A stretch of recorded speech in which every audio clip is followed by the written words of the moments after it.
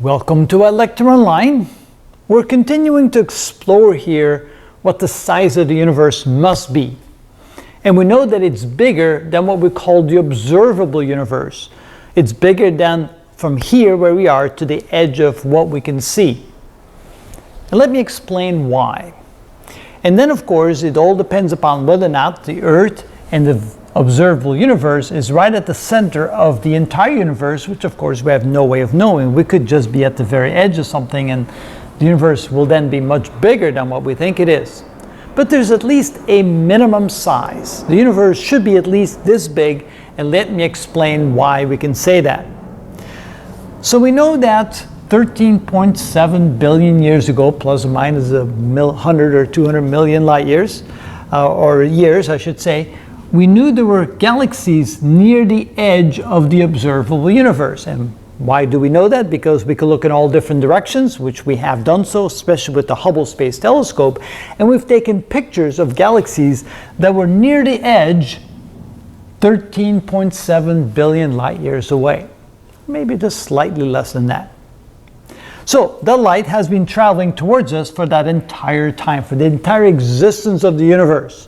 We assume that the universe started about that long ago, and we'll get into the details of that as well. So the light has simply been traveling towards us for a period of 13.7 billion years. But at the time that the light left these galaxies that long ago, the light was already moving, or the galaxies were already moving at near the speed of light. So while the light took 13.7 billion years to get to us, the galaxies will have continued to move outward. Now, it's not really the galaxies that were moving, but it was space between us and the galaxies that was expanding, and the galaxies just went along for the ride.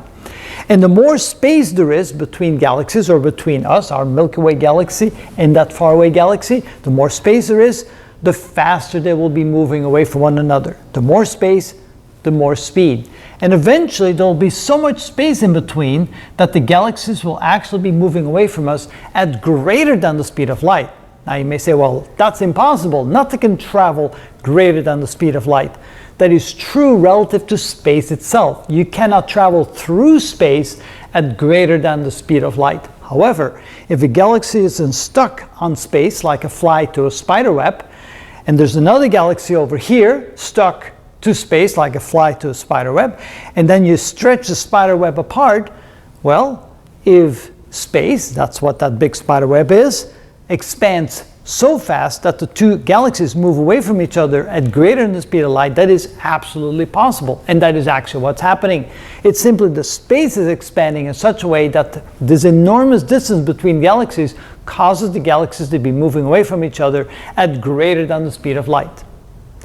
Which means that as the galaxies are moving farther and farther apart, the speed at which they recede will be greater and greater. And so for that entire 13.7 billion light years, the galaxies will be moving away from us at speeds greater than the speed of light, traveling a distance greater than 13.7 billion light years.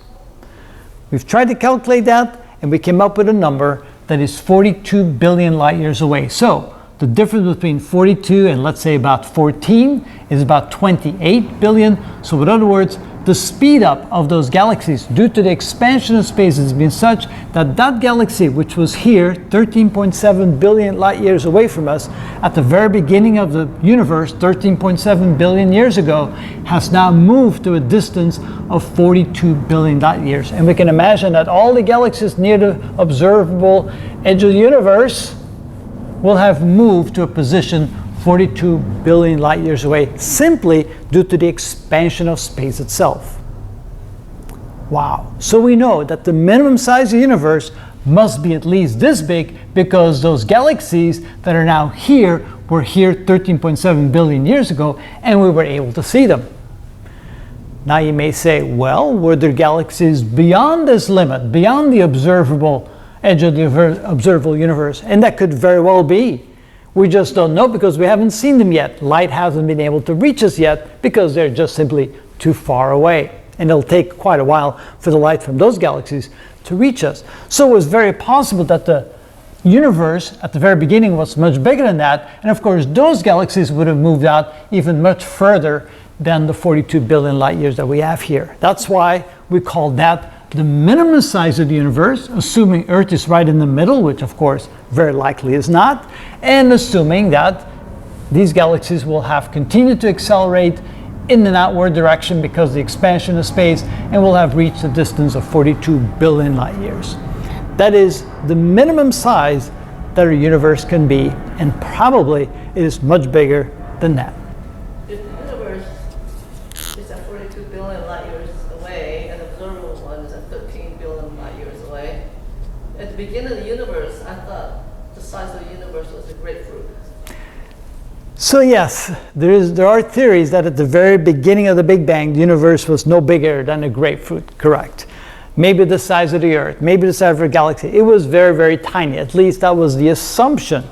But now we see that maybe those assumptions were not correct. And so we'll have to see. We have some videos coming up on that to try and determine how big was the universe to begin with and how much it hasn't grown since. And what we're going to find out will very much surprise you. If it's the size of a grapefruit, then how could it be that far? So I think the obvious answer is it probably was not the size of a grapefruit at one point in time. Throw those stuff away? I wouldn't throw them away. They're definitely to be considered. I think all information and all studies and all theories need to be considered, but some of them may end up proving not to be correct. Just as many things that we thought were true in history of astronomy are no longer correct today. So we'll continue exploring and see what happens.